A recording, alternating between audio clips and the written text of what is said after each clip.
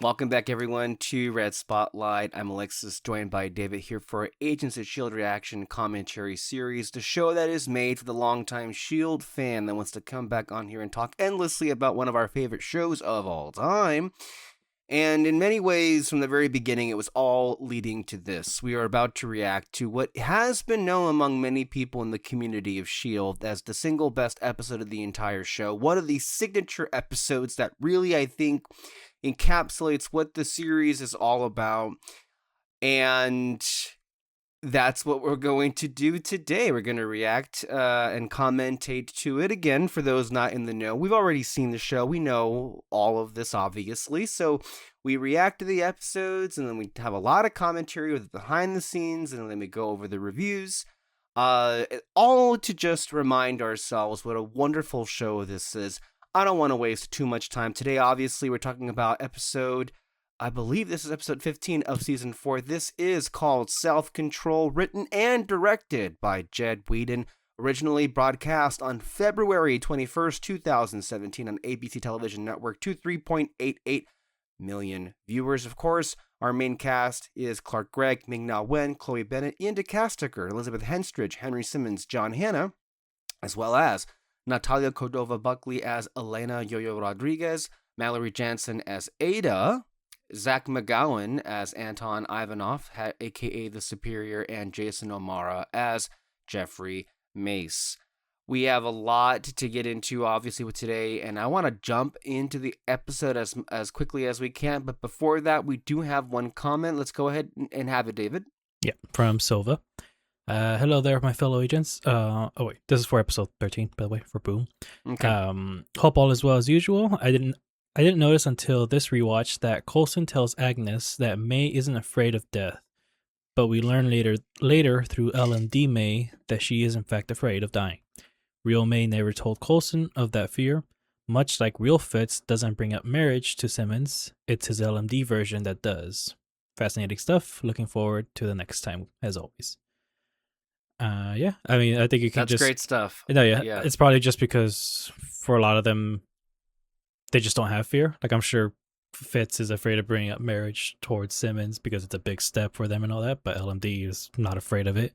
And funnily enough, like, LMD May, no, Real May is afraid to tell Coulson, but LMD May isn't afraid to tell her about her fears in a weird way.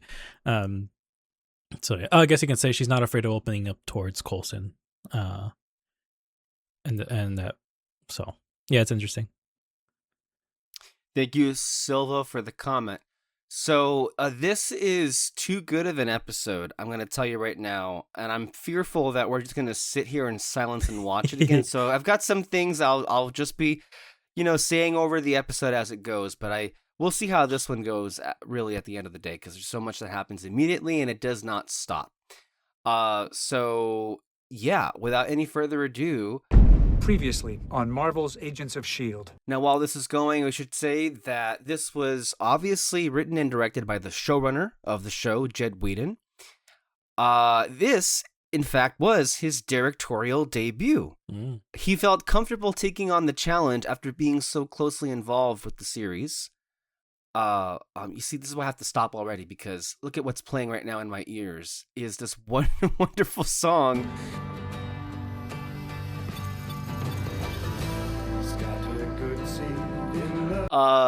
To begin the episode, like, automatically it just starts you off with like, okay, this is not where I thought, coming off of that cliffhanger where we were going to begin. But I think this is the official transition, not just to framework, but in many ways, the whole season itself has been building to this. This is the full embodiment of Ada taking complete control, taking all the reins over as the real official villain of this season. I'm going to save you. And right here, this whole thing is to protect the pretty incredible in terms of like, okay, the Superior's dying, he wants to die, Ada won't let him. And you better not be talking about and messing with my brain. And an even I don't want to be kind of amusing fate for him, he is going to be what he detests. he's about to become an enhanced human. Mm-hmm. If you can still consider him human, he'll be a cyborg now, which I think is a really great fate considering his character. Yeah, Jesus Christ, that was brutal. It was. Alive too. It's just like, oh my God. And that's where we start. And immediately we're brought back into paranoia. And again, it's played off so well because Gemma, we have to be careful. I mean, We can't know that we know. it gets you thinking immediately, okay, we know who the 4 LMDs are. You're never thinking that one of them, one of Fitz and Simmons, is an LMD. Because of that not that twist, but that misdirect that they placed so cleverly last time around. The one advantage we have over them Quite frankly, is they don't know that we're on to I them. do not think anybody was anticipating just the explosive direction this whole episode goes into. Because I feel like when you get to a S.H.I.E.L.D. episode, you might think like, okay, well, this is a bad situation. They're going to find a way to figure it out and put it all back in place. The show is never the same after this episode. That's how explosive the events are. Mm-hmm. In fact, I want everyone to take a look. This whole episode mostly takes place at S.H.I.E.L.D. HQ. That's why we're bringing them all here, to headquarters. This is the last time you're going to see the base this way. In future appearances, it's going to be retrofitted and made to look differently, but this is the last episode where we basically get a look at this entire set. Oversee their transfer to HQ. I'll take care of it. I'll help make calls. That's our top priority. Along with finding Agent May, right? Who? Who's May?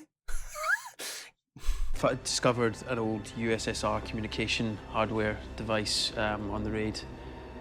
Also, when the episode opened, I didn't even see. They didn't show Fitz or Daisy, I want to say. Mm-hmm. For sure, Coulson and Mac. I think that's who they showed. We but saw, they I think, didn't show. Mace and Mac and Coulson and May, not the other one. The hardware we brought from the Russians' loading dock. Still in the shipping container on Zephyr 1. I'll oversee it's offloaded down into the basement now. And then this is also a directive that Ada took way too literally because, as we know, I don't believe Radcliffe would actually do, like, I never thought he would hold up his end of the bargain and actually execute Inhumans. Mhm. Like, that's not what he wants to do. And I think this is because he's been so enveloped in the framework, Ada's just had complete control of all of this, and he does not even have the thought to care. This right here, one of the best scenes in the whole show. Coulson and May right here. My programming is different than yours. You had to discover that your I can't body had speak been over it. replaced. You must have felt blindsided. Like reality was crashing down. Whereas I still have my mind, but know exactly what I am. And more importantly, I understand a basic truth that you don't realize yet. And what's that? That our bodies don't matter. I sometimes wonder what it would have been like if I'd never signed up. Oh, the loss, the grief. He's had a lot of loss, that guy. Live like a civilian, you know? A simple life. I also like to think that this moment here is to really like hone in on the fact that no matter whether it's LMD or people within the simulation, like they are real, you know? Yeah. Because that is an argument that they'll get once they're in the simulation and all that. But like you think a scene like this, you know, some people would be like, why would we even watch this moment? Like it's not actually them. Like what's the whole point of this and all that? But no, I mean, I would understand that as a complaint because it's like, I mean, I guess so.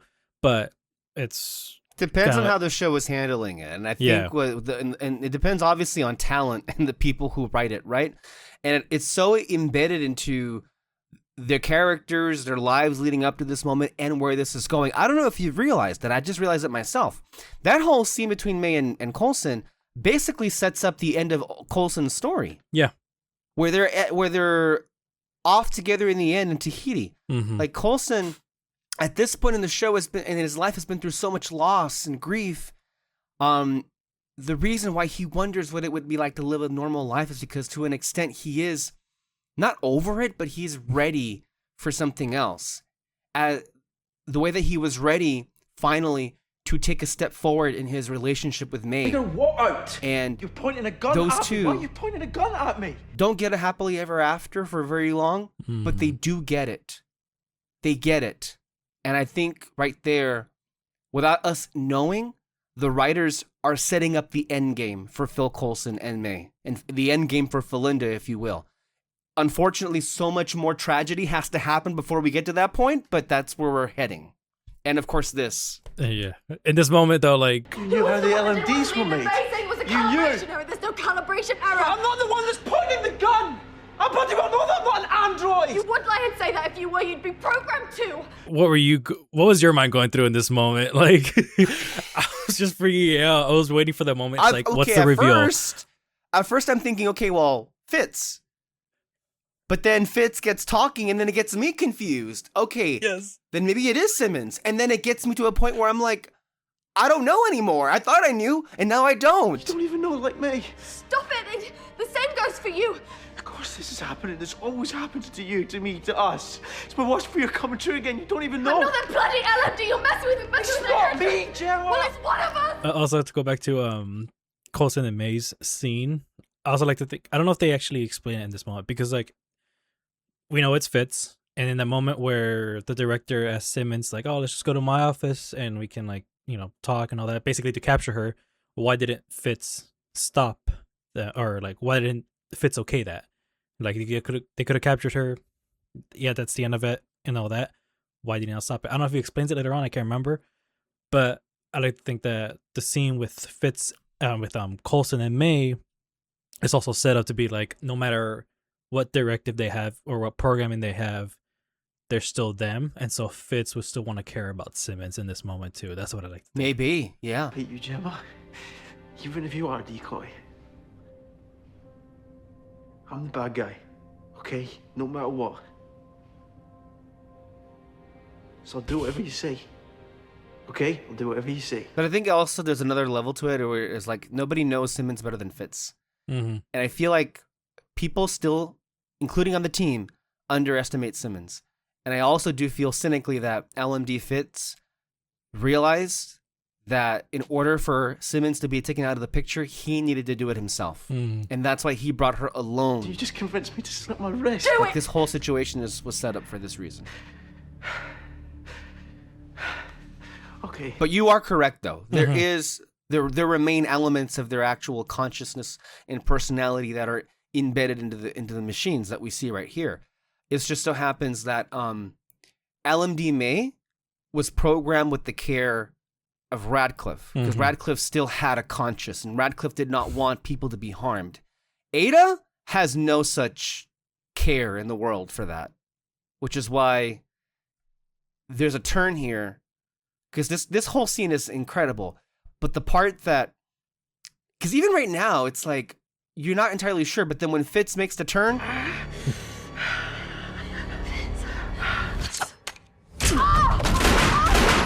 like this. And I love that moment too, because it's just like the whole time he's crying, he's, you know, freaking the fuck out, and then just that you instant think it's turn. him. Yeah, he made me think that it was him. And then here's the reveal. My orders were to bring me out after 24 hours. That's exactly what I did. Really? Oh my god, I completely lost track of time. Love the LMD motif in the background, by the way. Just we don't bring up Bear McCreary enough, but I love his work in this show. We haven't much this season, but I mean, I know he's always amazing. It's there. It's just yeah. Just that. You shouldn't have done that with me plugged in. I could have lost my grip on reality. To the human mind, there's no difference between the perception of the framework and the physical world. I think Radcliffe brought up there were changes there. That might have been a bit of an understatement.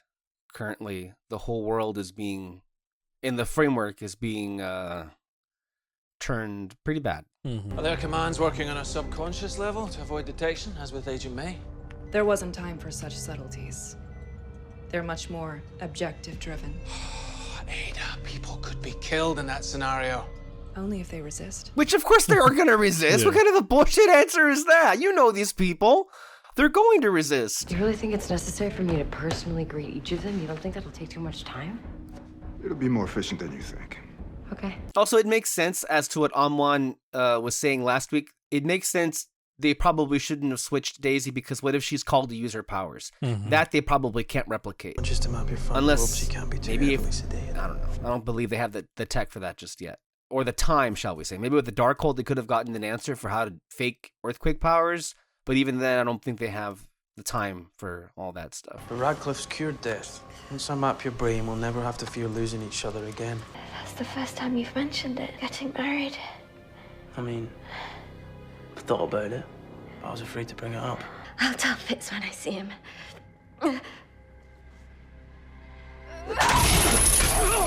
Oh, damn. And then this. I mean, whoever thought you'd see Simmons legit just stab Fitz to death, and then look at that turn. Oh my god. What a cold fucking machine. That's He's scary. so good. Oh my god. Stop. It's me.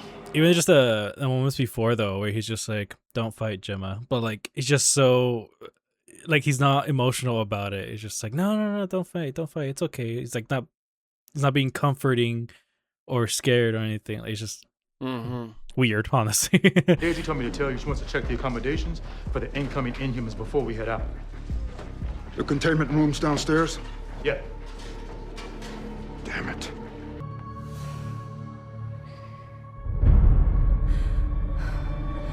This has to be one of the trippiest things. Like, again, she's not even seeing it coming. She has like no thought in her head that the team has been like switched. And then you walk in and you see like, what, a dozen replicas of yourself?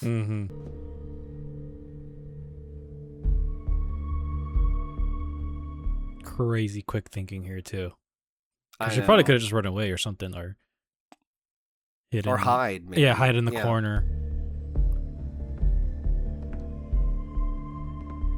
Can you spot which one it is? I think I don't just know, did. can't. Yeah.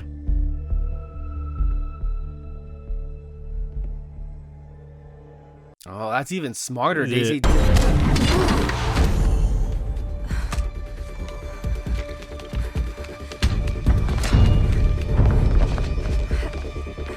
I thought I spotted her because like there was one that just didn't look like, I don't know what the proper word is, but composed. It looked I a guess. little off. Yeah. Yeah.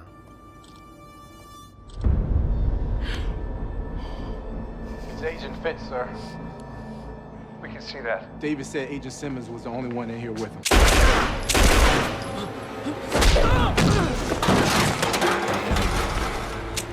We have to search the base. And cut the security feeds.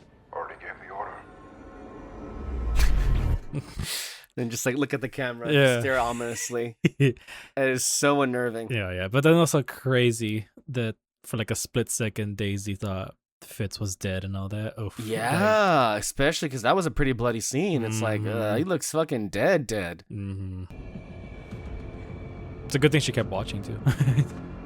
Yeah. Well, she's still gonna have questions because, I mean, look, at this point, both of these two have no idea. Yeah. If the Did you kill him? No, not him. It wasn't him. Are you a robot? Because I just saw a truckload of myself, and Mac is in on it, and Coulson just bashed an agent's head in, and I will replace you two. It's not you. It's not you. And the thing is, what makes this like so difficult for the other is they've already seen various instances of them not being able to tell if they're real or LMD. Think of LMD Radcliffe, LMD May, LMD Fitz. Like they're so lifelike. Don't touch me. Give me your hand. I'll quake you, not to hurt you. Not to hurt you. Just enough to feel your bones. Even this emotional appeal that Daisy's making, like Fitz had one too, and he fucking like showed that doesn't mean shit. I'm not one of them. I can prove to you that I'm not one either. And LMD wouldn't have inhuman powers, right? That way we'll both know. Don't touch me! She could use it. I mean,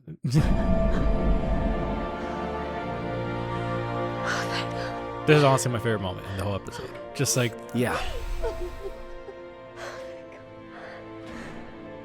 It's just really sweet. It's like they're comforting each other, and I don't know. It's just they mention a few times like they're sisters and all that, and like to me, like this is like the biggest moment of them coming together. It absolutely. I couldn't have said love it better myself.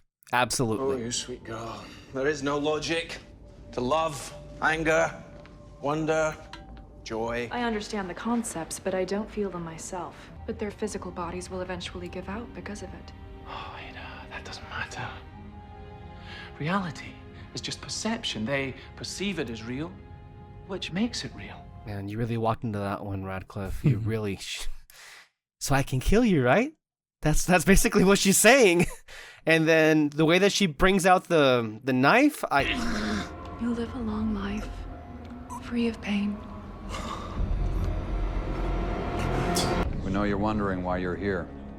You've received orders. Base is on a complete lockdown. Also, so sad for these red shirts. I have no idea how many of them walk out of the space alive after it explodes. So there's that to consider. Have been kidnapped. And worse than that, they've been replaced. So yes, this was Jed Whedon's directorial debut after seeing, obviously, his brother, Joss Whedon, being a director, and then his wife's brother, Kevin Tancharoen, directing many episodes. But there is hope that our team is still alive. Self-Control was described as pivotal for the season, serving as the conclusion of the LMD arc. Okay. Whedon explained, I figured I'd just throw me into the deep end and see where if I can swim. And I did write a little bit of the deep end in some of it. And I think it worked out. Origin signal is untraceable. They could be anywhere on the planet. Which is why we have to go in. Having Whedon both write and direct in this episode meant for Clark Gregg. There's really no filter between the voice of this really wild episode and us. It's really kind of a pure conduit, which is great because there's some very radical stuff happening. So it's great to be able to talk about that with him. This is insane. This is the first thing he's ever directed, him personally. I mean, obviously he's been a showrunner for shows, but this is the first episode he's ever directed. We fight our way through the trained military personnel, then the ultra-powerful android doubles of our friends, somehow make it to the Zephyr, which we can't fly, to escape the base and try to plug our minds into an alternate reality. Okay, well, don't say it out loud, because that made it sound way worse. Let's just keep it one thing at a time. With the LMD Ada killing her creator Radcliffe in the episode, Whedon was asked whether that made her a villain, even the main villain of the whole season. He noted, she's just doing what she's programmed to do. She's programmed to protect him and the framework, and she finds a way to do both that might not be exactly what he imagined, but she's really just reenacting her programming. I'll give it 1 second for the scene. That is not what this is about. Look at me. Look at me. This is not a sacrifice play. If for no other reason than this. Through all the insane crap we have gone through, the one thing I've known is you and Fitz belong together. It was so crazy about any given moment in this episode, it feels like this is the series finale. It's just, this could all be over at any given second. And again, I love how they use this moment for us to be, pulled back into Daisy's main story this season. Again, there's a reason why Simmons is one of the few left, because she really has been Mother this season, all season long. I mean, she's, again... Agent Fitz is in critical condition. He might survive, but... Do you think back to the first season that these two would be able to pull this off? No. Just a flat out no. Yeah.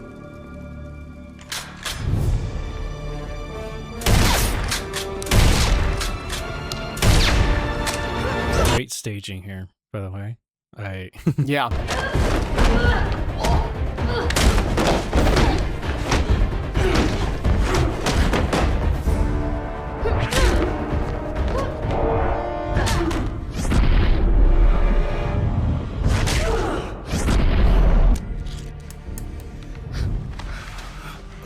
Daisy and I aren't the LMDs.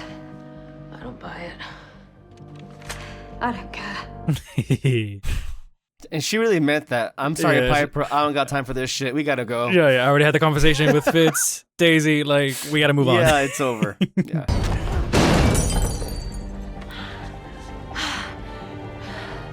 Really? Not even winded? We don't want to hurt you. She technically should have been knocked out a while ago, but I don't care. Daisy? Yeah. Because, they showed him, throwing a guy, or hitting a guy across the room, basically. So...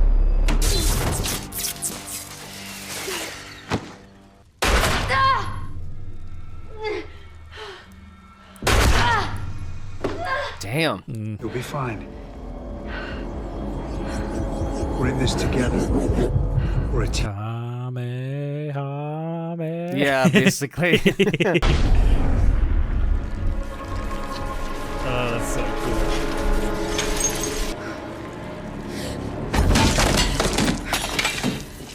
Anyone here know how to fly the Zephyr?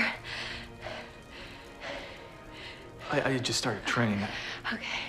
Well, you're gonna try real hard. It's funny how Daisy never learns to fly. It even gets brought back up to the series finale, how everybody has had a chance to fly except her, which is really funny. Anyone you see who's awake is a robot. Super. Come on. So yeah, so we'll have the B team here take out as many bodies as as many agents that are unconscious, and presumably many of them survive. I mean, it's a super huge explosion what happens, but I guess they survive. But then there's this.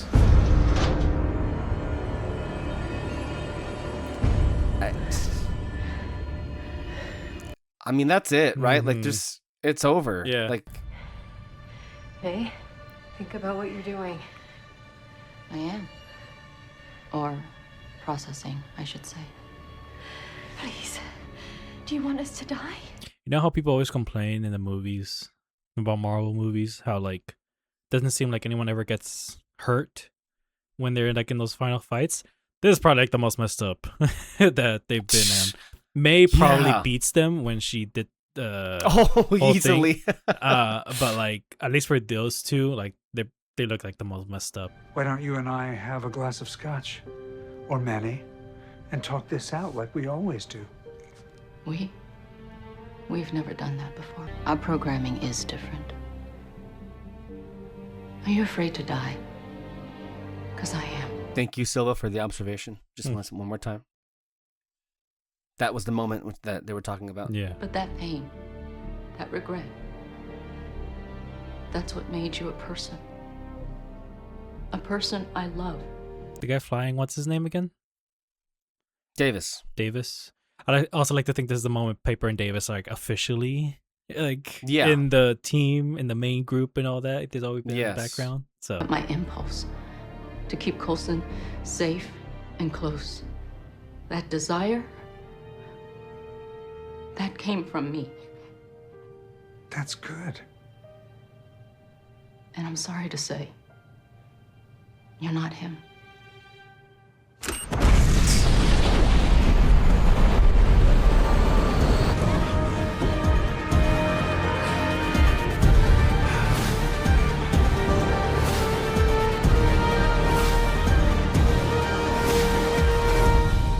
LMD May is such... I don't know if I really appreciated how great of a job they did with that character the first time around, but like what she's here and what she's doing is like more than just like being a decoy and like moving the plot along. Like she right there really was spelling out the themes of this LMD arc and essentially also setting up where the framework is going to go. Populated with all the people in the world. How could they build the Darkhold? Al culo con ese libro. To hell with that book, basically, is what she said. They have no idea. And if they're in there too long, their bodies will give out. Well, that's the hypothesis. So we have to go. Now. also pretty crazy how fast we just go into the simulation, the framework. And all that. Like you think after an episode like this, you want to like, okay, let's take a break now. We got like a very crazy situation here, but no. Because this episode, David, is not through giving us bombshells just yet. We got a few more to go. This whole ending is in and of itself not just setting up the next arc, but, you know, the S.H.I.E.L.D. team loves throwing things our way that make us go, oh my God, oh my God, oh my God. And this entire last few frames of this episode flip everything we thought the framework would be on its head. Mm-hmm. They didn't just put the team, you know, into the framework. They've all been split up. They've all basically been given different lives. You just realize this is not going to be 1 or 2 episodes. It's going to take so long to find them, put them together, and then find a way to get out of here. And oh, and there's Ward, by the way. Ward is back on the show. Coulson's a teacher. In Humans, Why We Fear Them, which is like, what's that about? We don't know just yet. Already getting us like, what the heck is this? Whose bike is Mac looking after? What? Could it be the daughter that we were mentioned of a few episodes ago? It looks like Fitz. It's funny. It seems like Fitz here is like a celebrity of some sort. He's just a really powerful person, but we don't know quite yet what that is. They're saving that twist for later. But he's extending his hand out to somebody, and we don't know who that is just yet. And then, of course, they fucking cut to Simmons, dead in a graveyard. Beautiful. And then the last one they're saving for, is May, who, as it zooms out, we find out she's in. You can see the green patches already. Yeah, the green in you her. You can see it. You don't know what that is just yet, but as it zooms out, oh, it's a Triskelion. But it's not S.H.I.E.L.D. It's Hydra. Hydra's back. Yeah. Ward is back. So it's like, this is not over by any stretch of the imagination. It's like this episode delivered the best that the show has ever had to offer, and then it ends with like, you better strap yourselves in, everybody, because we're only just getting started. The next arc is going to be what the fuck, WTF, every single episode. Oh, here's one more. Here's another revelation. It's not just that, Ivanov was given an LMD body. He was given an endless amount of LMD bodies because his real head was put in a jar. Joy. When? When I am able to feel those things myself. Okay, as I was trying to get through here, just some more information as far as the writing of the episode is concerned, and then after we do that, we'll go ahead and go over to Ami. If you want to get that set up, David, the timestamp will be 2804 for Amwan Media's review of this episode.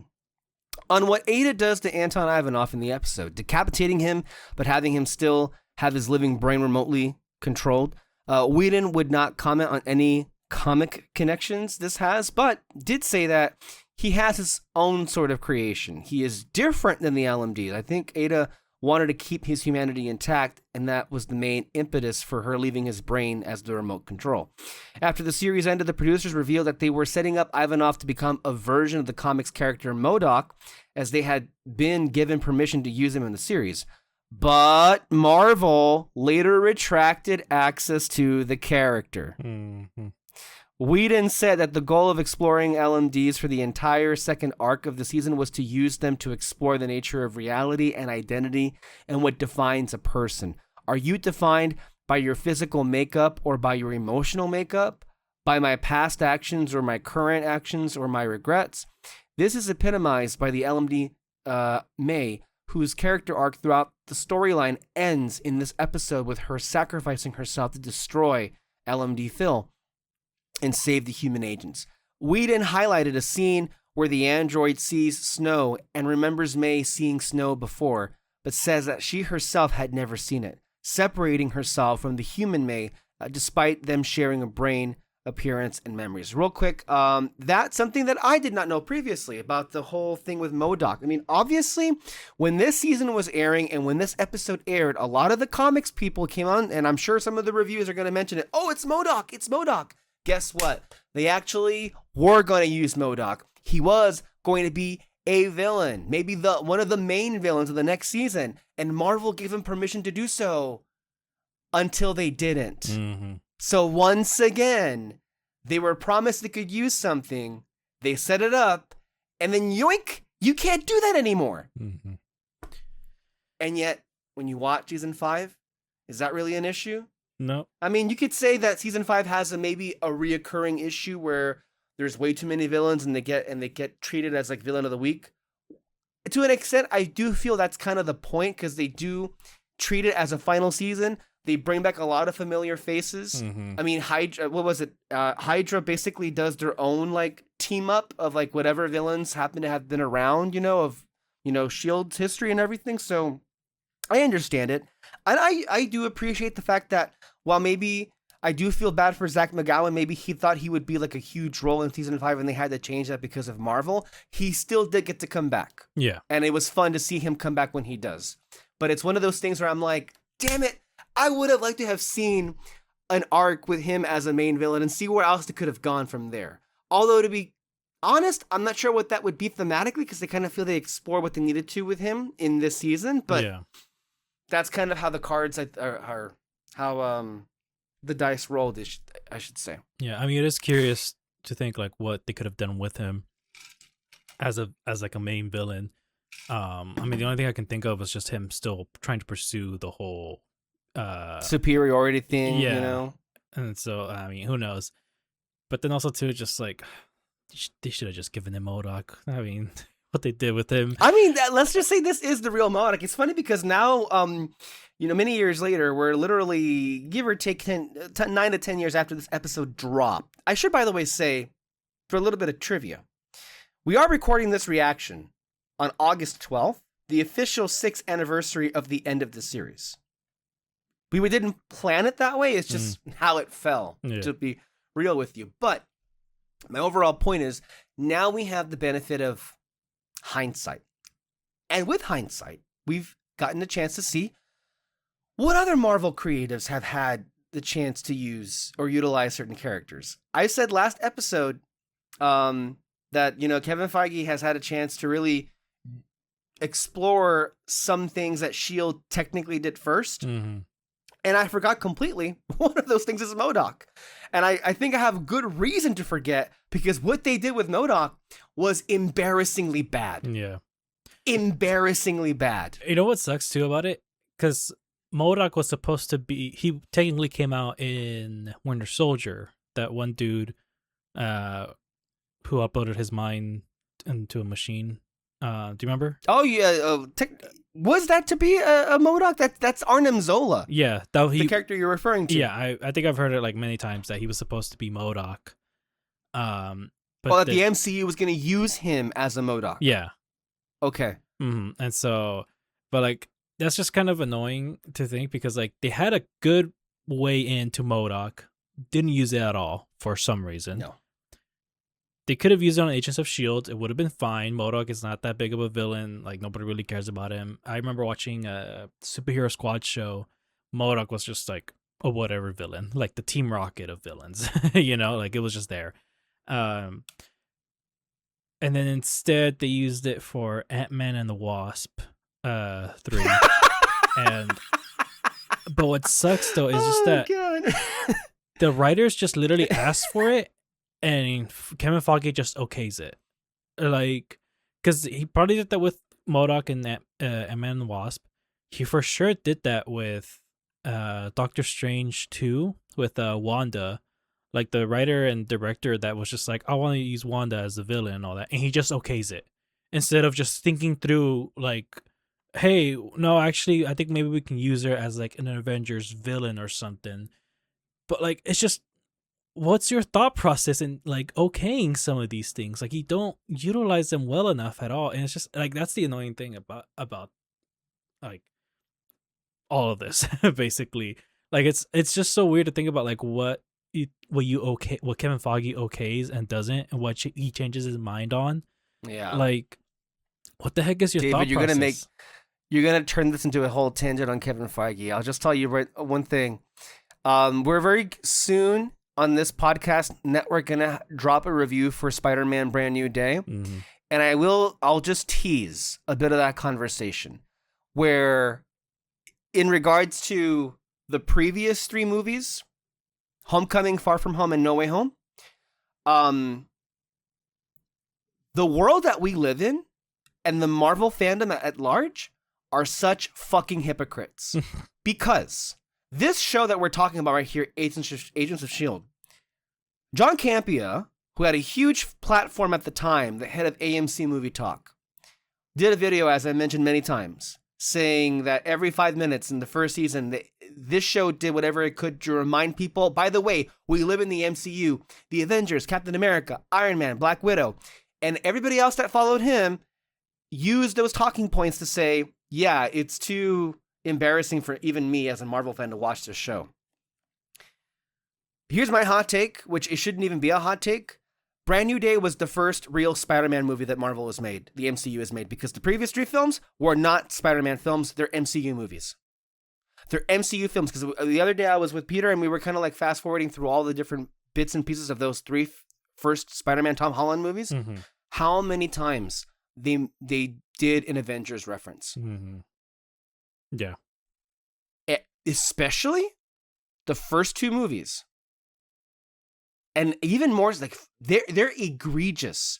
The amount of times the movie stops to remind you, hey, by the way, we're in the MCU. How many people complain about that? You know what? I don't remember anybody complaining, but I remember people praising the hell out of it, saying, oh my God, I love how many times they reference the MCU. Wait a minute. I thought you said you hated that. Oh, yeah. I guess you didn't actually believe in that after all, did you? Damn it, David, you made me do that fucking tangent again. I'm sorry. But it's just it's a real clear observation. We were literally watching Far From Home, and so many instances of like, here we'll mock the Shield and Mjolnir. Here's Happy. You're never gonna be Iron Man. Yeah. And this is why I say, to your point overall, thank God. And I love this show, warts and all, whatever few warts there may be on this show. Yes, there are flaws. You're never going to convince me that this show needed Kevin Feige. And I'll tell you this show wouldn't be the same if Kevin Feige were involved. In fact, Kevin Feige would have ruined the show beyond recognition, and it would have been canceled far sooner because it would have never been allowed to have been its own thing. It's so hilarious to me. Kevin Feige is such an emperor has no clothes producer. It really has revealed what empty, vapid, just nonsense, psychobabble he parrots in the way he approaches filmmaking ruins all of his projects, and he doesn't realize it. The one thing he has failed to ever recognize is the one thing he hasn't even come close to doing, as far as like quality and storytelling wise, because he has no patience for it.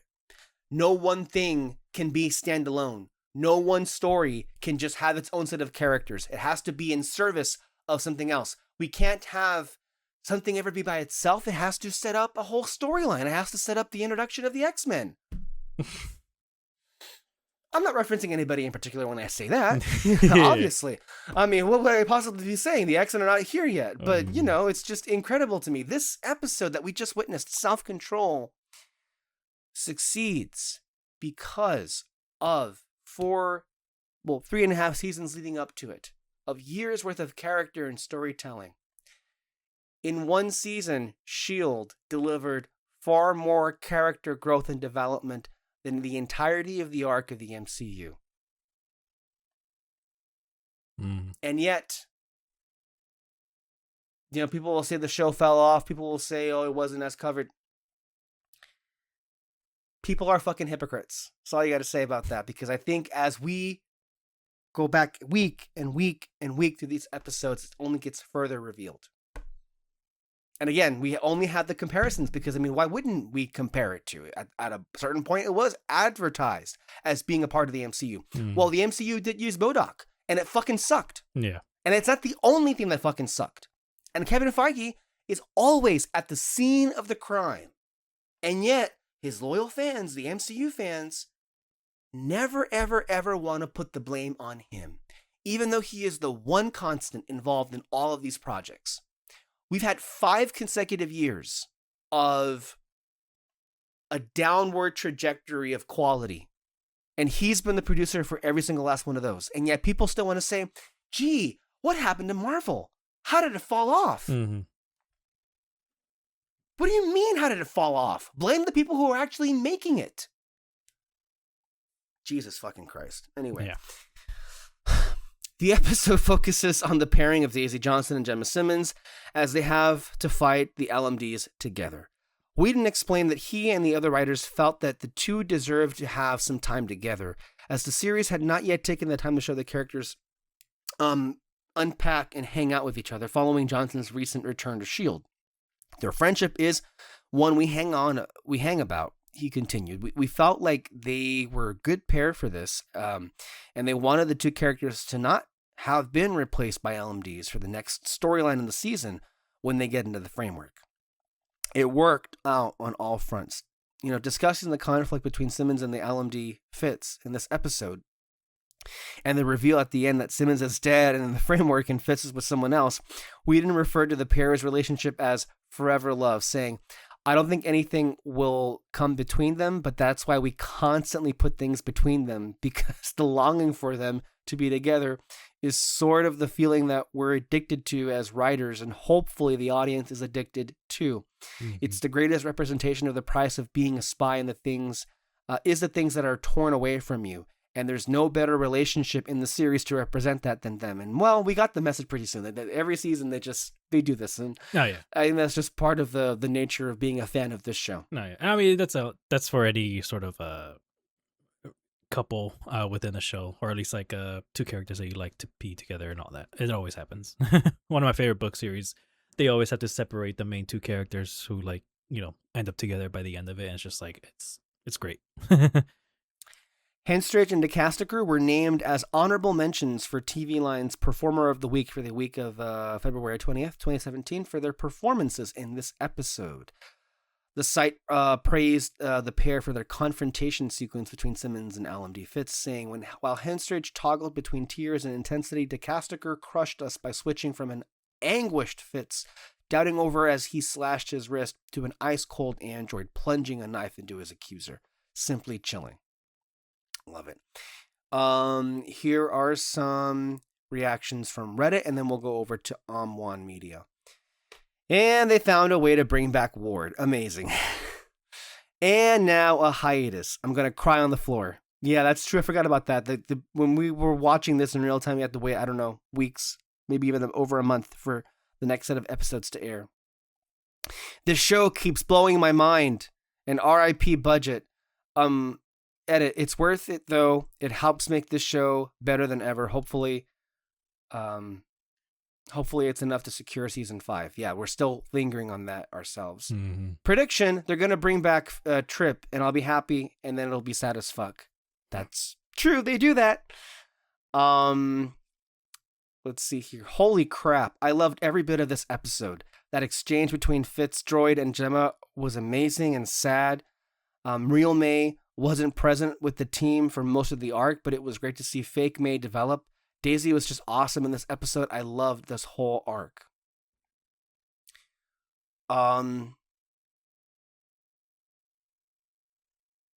So like the framework is the worst timeline. Yeah. Oh, actually, I don't know if they mentioned. I'm fairly certain they did mention like what happened to the Avengers and all that. In the framework? Yeah.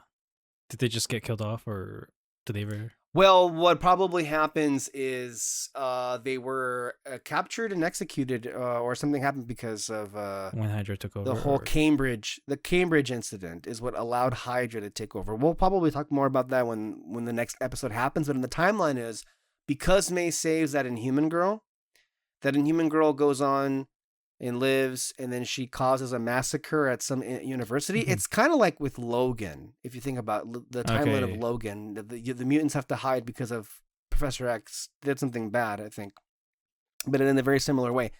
And then after that, it's not, the show will just say Inhumans, but you could very much use that for all powered people were basically like hunted down, so... Okay, so maybe it could have been that incident, but I don't know. Either way, though, I like to think that because Coulson never joined S.H.I.E.L.D., like the Avengers just never became a good team. What? No, fuck what I said. You're probably right. Yeah, they probably could have lost. Fuck what I said. Yeah, that's what it is. They never came together. Mm-hmm. So. Yeah, and they probably, in this reality, they weren't using the Tesseract because Hydra wasn't trying to use the Tesseract because they didn't need to, and it's a whole other thing. Because they already took over the world. Yeah. The reason why the Tesseract was being operated or used was because Hydra wanted to use it as a way to overthrow S.H.I.E.L.D. and overthrow the world order. The Hydra and the framework doesn't need that. They already have absolute control. That I know of. Maybe something that we see in the next few weeks contradicts that. Let's go ahead and go over to One Media. She is trying to be a real girl. What a wild episode. That may be one of the best episodes we've had in fucking forever. And that's saying a lot because we've had some goddamn bangers. This whole season has been fantastic. And yeah, okay, what is this dream world they created? May's working at Hydra. Gemma's dead. So who is she uploading into? A corpse? Is she buried alive? She was. What the fuck? Ward is with Daisy and not Lincoln. What is this crazy fucking shit that they came up with here? Oh my god. And are we finally going to have him back? At least temporarily, I imagine. Again, I wholeheartedly expected him to be like a full series participant, but that has long since been eradicated as a possibility. But this invasion of the body snatchers plot that they had here with a little touch of The Thing and all of that. Have you seen those movies, by the way, David? The paranoia Body that comes with that. Snatchers? Again, No. There's two versions. They're both great. I saw them in the summer. That it captured that screenshot. There's a 50s version and a 70s version. While there was only 3 in there. That's a little bullshit. That slightly annoys me because, I mean, it helped with the twist because I didn't think one of those 2 got replaced. Unless it was the scenario I posited before the episode began. But yeah, that's a manipulative fake out kind of that kind of annoys me. That's the only thing about the last 2 episodes in this one that annoy the shit out of me, because that is misleading as all hell. I mean, and again, that's the point, but it creates a weird bug / plot hole, because it makes no sense as to why it would be like beep boop bleep 4. One of them's not even in the fucking detector, and at the time that was the only source of detection. Unless it keeps a running tally. So I don't know. Maybe that's the case. I'm going to let that slide because the twist was worth it. And fucking Ian, dude, switching on the dime throughout that whole scene, like from being like so emotive, broken, desperate, you know, clamoring and trying to, out of all the LMDs they put in there, even though Ada said she didn't have time to like do the whole self-awareness thing, like Mac and Coulson were cold, and Mace, they were so robotic, like in the way that they were acting. But Fitz was just so able to blend in with the whole slitting of the wrist to kind of fake out and lure Gemma in as well. Was well done. And then when she had him pinned on the ground, he went from like crying to just like, he just fucking stone cold, cut off. Like he just turned it off and then went right back into it once she didn't stop, you know. It was so good. And then the revelation that Daisy wasn't one of them because she kind of went off script from what they were talking about, discovering that there is a bunch of Daisies. Why are there so many Daisies down there? Just backup bodies in case something goes wrong. Do they all have that many backup bodies? I don't know. It was wild. But then just the way that they came across, the way they were also trying to convince one another when it came down to that hug with her and Gemma, the fact that Gemma just needed that after all of that. Just the fact that it was a hug, that she was able to use that to sense the vibrations of her bones through that, and through that as well, Gemma's able to know that it's not her. Then the way they also kind of got their own little rookie squad awoken and kind of helping them get through all of this after they go to do the thing. And, you know, then Daisy got herself cornered between Mac and Coulson, fucking channeled this fucking blast. She was condensing, and then just released it. It obliterated Mac, but the Coulson one managed to survive. And the whole thing, again, coming back to like the differences in the way that they were programmed, the May one, because she never knew what she was, it caused a complete disconnect in what they were all trying to do, because unlike them who are objective driven and have an objective, she's already completed her, so that leaves her completely with just May's memories and feelings to act upon.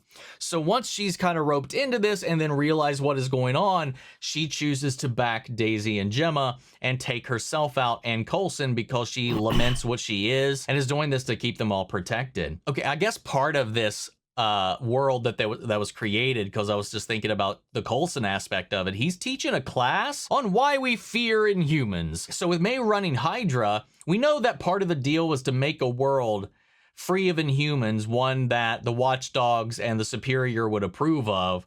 So it's probably, you know, framed around that. That was maybe part of the arrangement, was they were creating a world that fit that description where S.H.I.E.L.D. didn't exist Inhumans were wiped out and Hydra and his people were ruling the world, and they're just implemented in their lives throughout that. Mac's daughter is alive in this world. And why Ward? I mean, Ward is definitely the Hydra connection, but why Ward and not Lincoln? Lincoln would have been a massive psychological blow. Ward, I don't know if that's going to work in the same way. That might piss her off more. What a way to bring him back. That might piss her off more. Yeah, it does. Maybe it's just a photo and he's not actually going to be here. What the fuck, dude? This episode, though, was fantastic. Like, maybe some of the best performances from a lot of these cast members from this point that we've had up until this point. Probably some of the best performances we've had from a lot of these actors in a while, dude. Everybody's just giving it 110%. The fact that Ada has, I told you that the more she learns, the more human emotions and Radcliffe's behaviors contradict her directives. She was going to find a loophole to fuck him over in the end. And guess what? She did. His little response to her queries gave her just the information she needed to remove him from the equation and trap him in this framework without any direction left at this point. So now she's just doing this all on her own. She chopped up the Superior, left him as just a head in a jar, Futurama style, so that he could, have what he wanted. Style, she didn't do anything to his mind. She kept it intact and allowed him to drive a LMD rather than be replaced by one. So it's like a weird fucked up compromise, but she's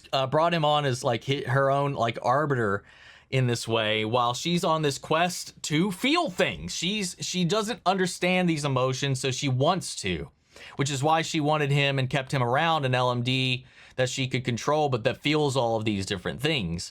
But also, whatever, I don't know. Like, it's just fascinating the way we've navigated all of this. I can't wait to see what this world is like. If that was our little glimpse, and again, with Gemma being plugged into it, what is happening? Like, what happens to her? Like, like I said, is she gonna just wake up and be dead? Or is she gonna wake up and just be buried alive? And who is Fitz stepping out of that car with? How are these twists? How are these cliffhangers getting more insane every episode? Hopefully.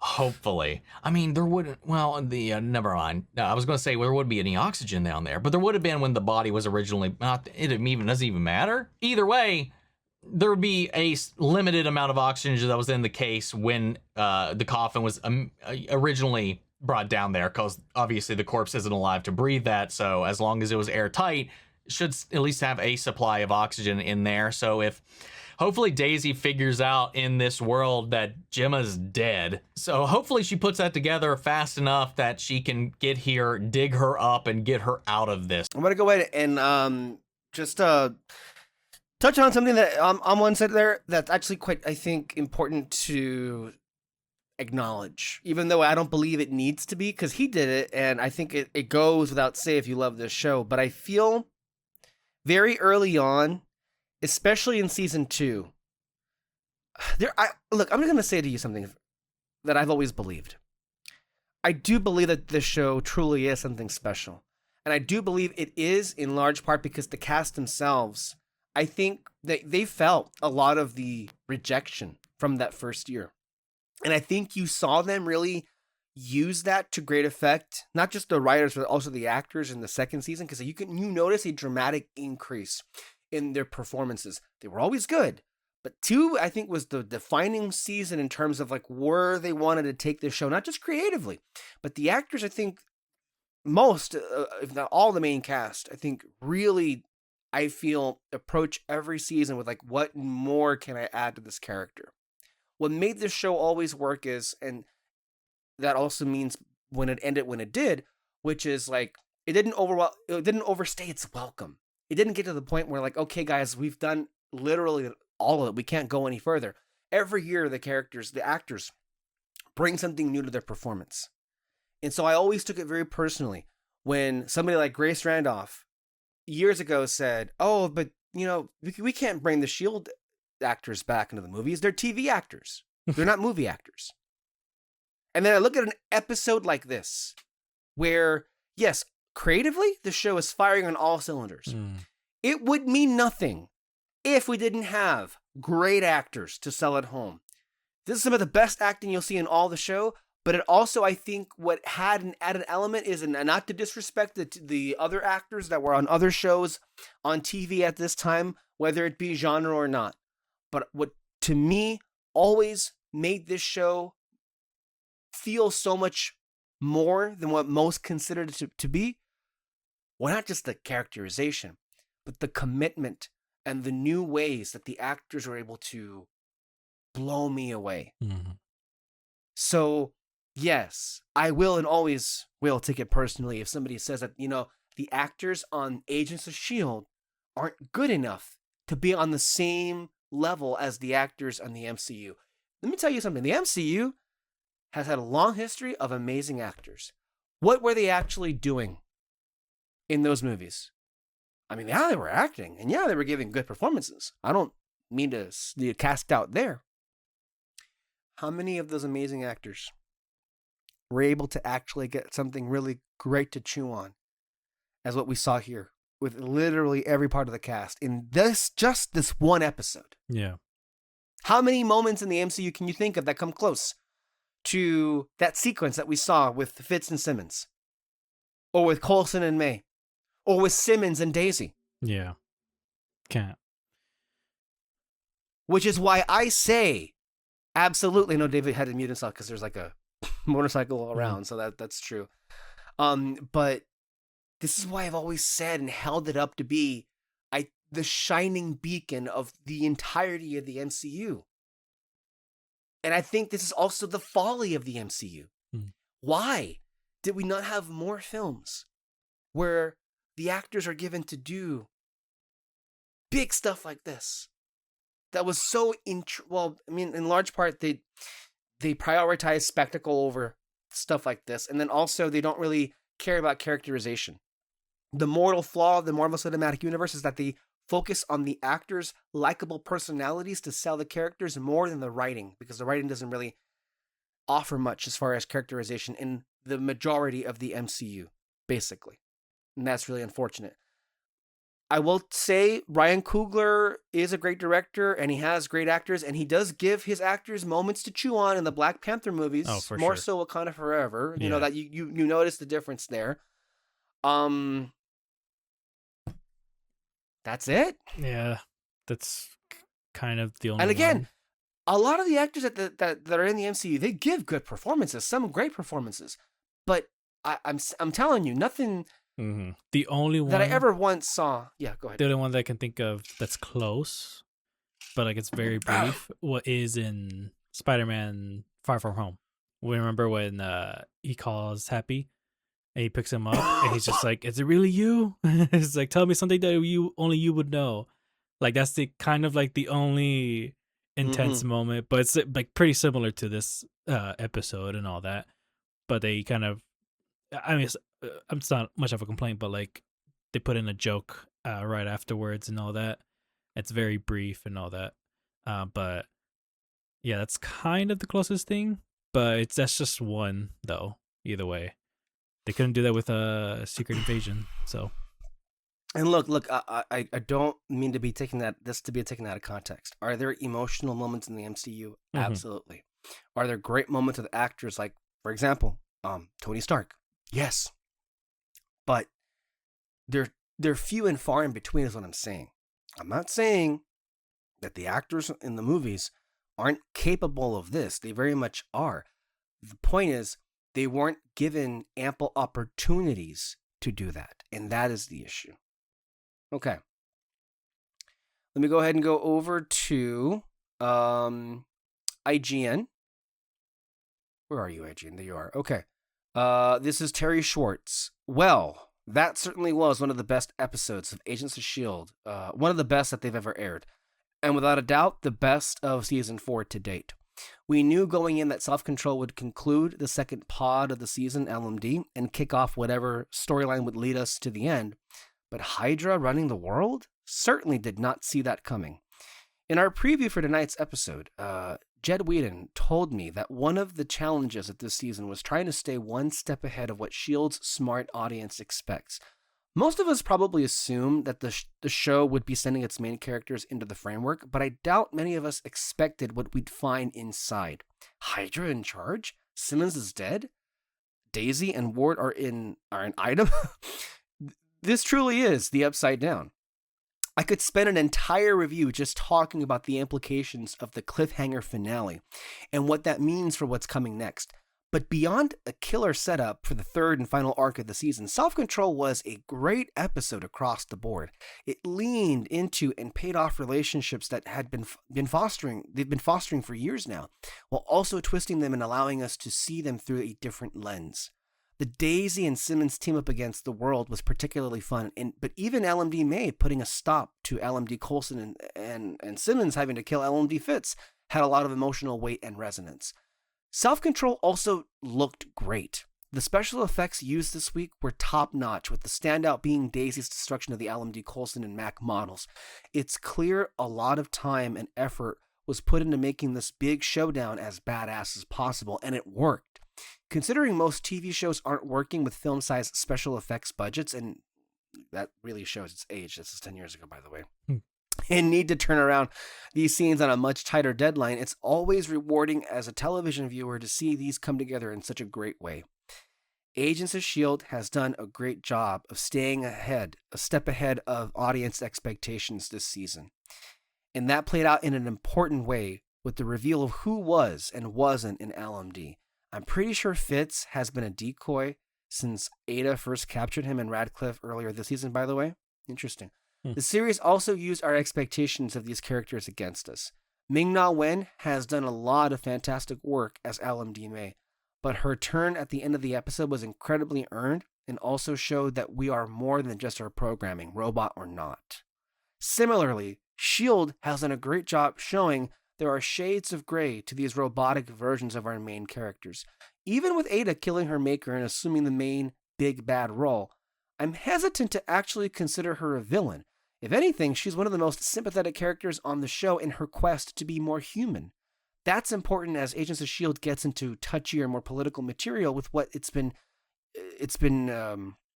for what it's doing with the framework in Hydra. Sometimes the big bad can be just the darkness inside of humanity. So what comes next? Brett Dalton is back as Grant Ward. Hydra is running things. And there's a lot of other differences sure to be revealed about what's changed in the framework. There's going to be the question of whether the core S.H.I.E.L.D. cast even wants to leave the framework. Wasn't the whole idea that this would be a better, happier, more peaceful life for them? I can't imagine. I can't even imagine where the show is going next after it pulled the rug out from under us here.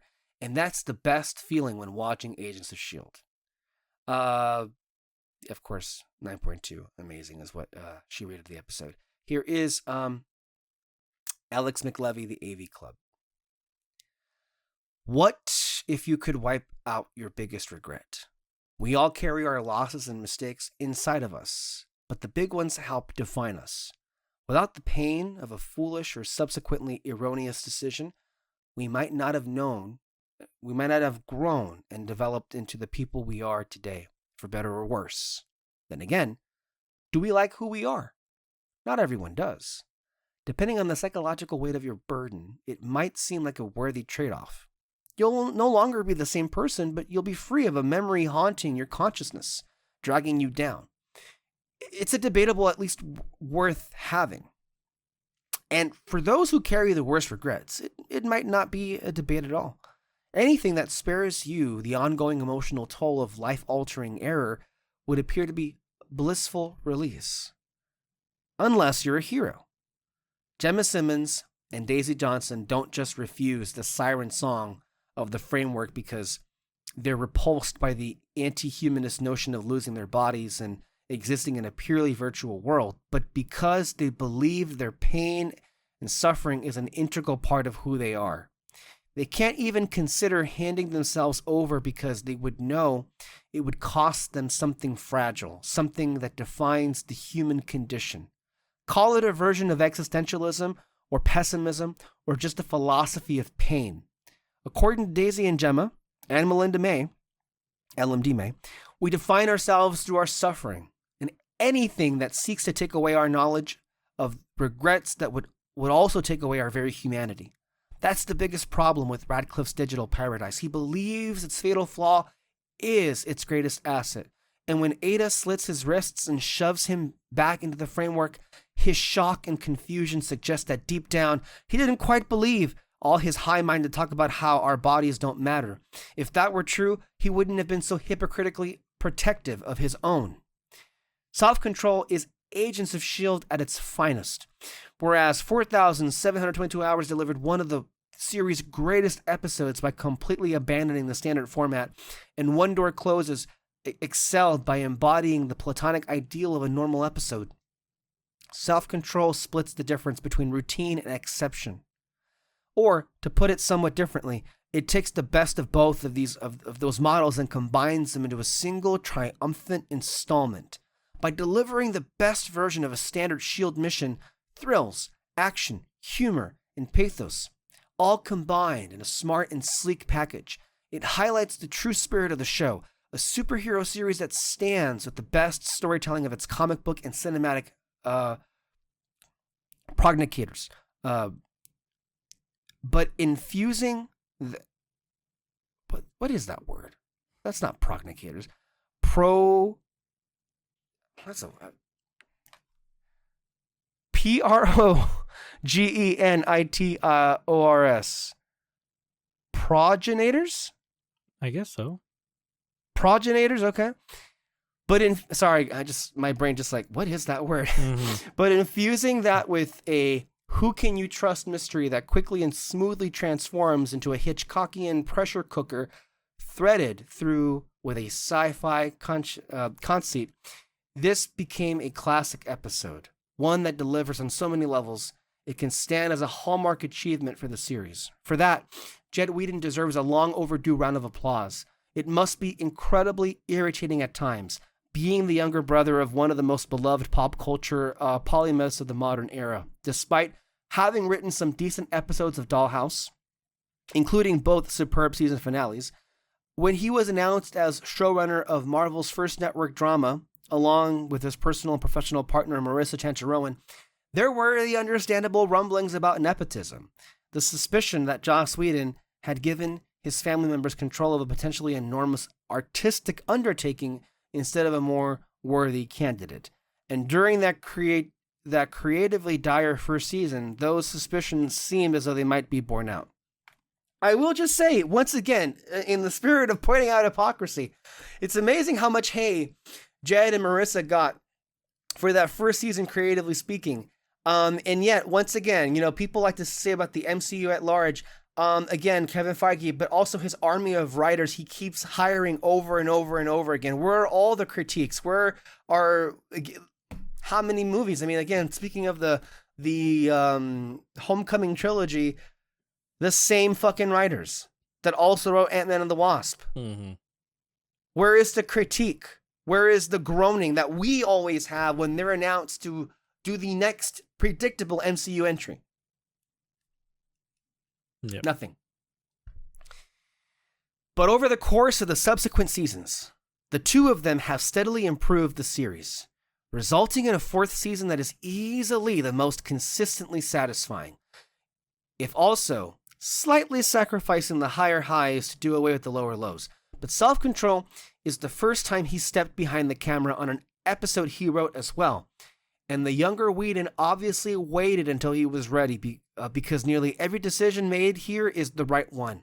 From the speedy reveal that either Fitz or Gemma was an LMD, to Fitz's detached speech about wanting them to be together, to the uniting of Daisy and Gemma to take on the LMDs and escape with a small cadre of agents, this episode demonstrated the potential of the show to create thunderously effective action and drama simultaneously, something the sibling of Buffy the Vampire Slayer's creator has probably heard a thing or two about over the years. Because that's Joss Whedon's show, Buffy the Vampire Slayer, and that's, his brother. LMD Melinda May is tasked with providing the tragic theme to Self-Control, and it works far better than could be expected. From the moment LMD Coulson powered her back up, May is a Frankenstein's monster of pain, I should say, not a pain. She cannot stand her existence, and LMD Coulson, rather than contemplating her, instead makes her see even more clearly the agony of her situation. She will never be whole. I'm all phantom limbs. She tells him, a bundle of too sensitive nerves not really present. And rather than fight a losing battle against her incomplete sense of self, she makes the sacrifice play, blowing herself up with LMD Coulson so that Daisy and Gemma might retain their own true natures. But Gemma and Daisy provide the soul of the episode as well. Once it's clear who the 4 LMD decoys really are, and the twist of tricking the audience into thinking Daisy was one of them was masterfully done, rewarding subsequent viewings with the first act. The 2 remaining women band together to fight the robots and the agents controlled by them. If LMD Fitz's bloodless discourse about love, followed by disturbingly bloody stabbing Gemma and Max to take him out, is the separating wound, then Daisy's gentle quake to establish the 2 of them as human is the warm beating heart reassuring the primacy of their bond against the peril that has snuck into their home. The shaking, tear-stricken hug they share after the quake could never last long enough because there are no actions to convey the depths of their connection in that instant. And as if that weren't enough, Daisy rallies Gemma when she's crumbling before they make their desperate escape. You and Fitz belong together. This is not how your story ends. Great script, by the way. We didn't mention that, but amazing script. Ada's 2 main directives put her into a paradoxical situation. But Radcliffe's own impassioned argument ultimately doomed him. Or his mortal life, anyway. Safeguarding the framework and protecting him from danger were in conflict until he successfully convinced her that bodies were unimportant, that his mind was the respectable of the soul. Not the meat suit that could be damaged or killed. So Ada murders that body and reinserts him into the framework, which only appears cold-blooded if you don't buy Radcliffe's line of snake oil. To her, it's a sensible means to an end. Then again, as we ramp up towards the finale of the LMD arc, it's becoming clear that Ada, for all her mechanic-like calculations geared toward allowing herself to experience the spectrum of human emotion, might be capable of at least one feeling. After severing Ivanov's head from his body and tasking his synthetic avatar with guarding the framework, it seems clear she might share a quality with the season's earlier main focus, Ghost Rider, a taste for vengeance. Yeah, I think she's acting a little bit that way, very clearly. Self-control, which also is helpful because, I mean, that in and of itself, vengeance is, I think, proof that she really has been learning from every character she's come across. So I like that little bit right there. Self-control is easily among the best episodes the show has ever produced, and its unsettling coda reveals a fascinating panoply of emotional wellsprings driving all of our heroes as they're unveiled in the world of the framework. Phil Coulson is a teacher, finally living the simple life he longed for. Mac still has a child. Fitz appears to be a billionaire or some equivalent 1%er on the arm of a mysterious woman, as Gemma Simmons is worryingly but not actually buried. Daisy is with Grant Ward. A clever and exhilarating reveal that hopefully means we'll see the return of Brett Dalton next time. But towering over all of that is Melinda May, riding an elevator up the side of the Hydra's base of power in DC. If the framework removes your biggest regret in life, what is the evidence that it also means you stop being yourself? Who is Melinda May without the part that makes her, well, Melinda May? Stray observations. Daisy and Gemma don't just get the best tearjerker exchange, they also get the best jokes. Daisy and Gemma, after Gemma voices the plan, don't say it out loud because that made it sound way worse. And Gemma, after Daisy blows up LMD Mac, revealing his metallic head to the other S.H.I.E.L.D. agents. I would say I told you so, but I don't have to now. Speaking of which, the little quake ball she builds to take out LMD Coulson and Mac was tremendously cool. The room full of daisies was a creepy and effective tactic, and even if her hiding to take out Mac was predictable, it was visually well executed. We should be so lucky to get episodes like this every week. And that right there, I feel, is the full embodiment, David, of what you and I have been saying from the very beginning. I think when you take into account, as we bring a close to this reaction commentary, this is why ultimately I feel it was always helpful for us to include the written reviews of the episodes as they aired at that time. Because to think right here, this review right here written by Alex McLevy, who is not the same person for AV Club who wrote the original reviews for earlier seasons, it maps out the arc of people who forced themselves to stay on to the show and realize, holy shit, this kind of became the best show on TV to an extent, is how good it got. Like when he says, we should be so lucky as to get episodes like this every week. Now, to be fair, we don't get Self-Control. That's like a serious high every week, but we get amazing episodes every week.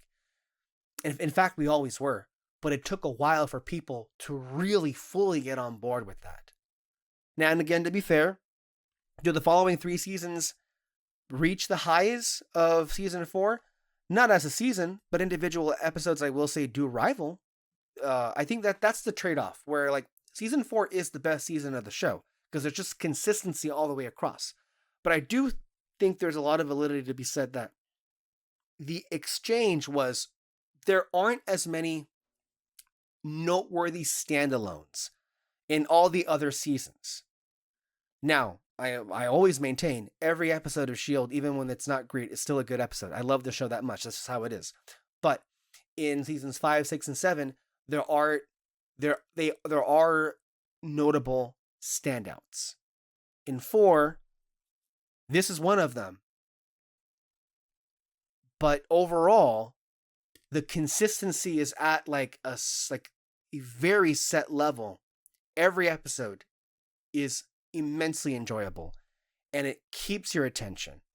And just when you think you've got it figured out, it pulls the rug out from under you. It has all the characteristics of what S.H.I.E.L.D. has always been trying to be, and it accomplishes it in this season. Now, people are going to have their hay to say about the following few seasons and that there may be a drop-off in quality. You can have your say about that, and I'm sure that we will. I don't believe the following 3 reach the height of this season, but I will challenge that there are individual episodes, as far as like an emotionality standpoint of character growth, that do rival the highs of the individual episodes here. Now, David, I do believe you said this is your favorite episode. We will not have an episode for a very long time where when it aired, it was met with such high praise that people were saying it was the best of the whole series. In fact, the one that I'm thinking of is As I Have Always Been in season 7. When that episode aired, people were like, oh my God, they just had their best episodes in Self-Control, or it may even be the best of the whole series. And what makes it so remarkable, and again, this is why you can tell there was a magic unit on this show, and shame on the Marvel team for not realizing, or even the ABC team for not realizing what competency they had to not use that same team and explore it even further, because this show gave 2 people the chance to have their first experience directing, and it produced perhaps the 2 best episodes of the entire series. This tonight, Self-Control was Jed Whedon's first directorial debut. In season 7, As I Have Always Been, would be Elizabeth Henstridge's first directorial debut. That is not an accident. That is not coincidence. That is the mark of a true unit, of a true wonderful creative team that has so rarely been able to be replicated all throughout, whether you want to see TV or film is concerned. And that is why ultimately the whole thesis for this show and this series has been, this is incredible.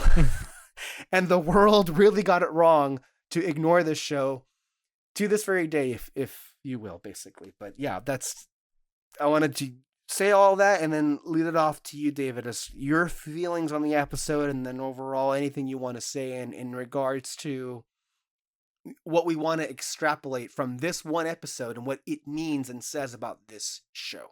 Go ahead. No, I mean, like I said, it's my favorite episode, the whole show. It was super intense.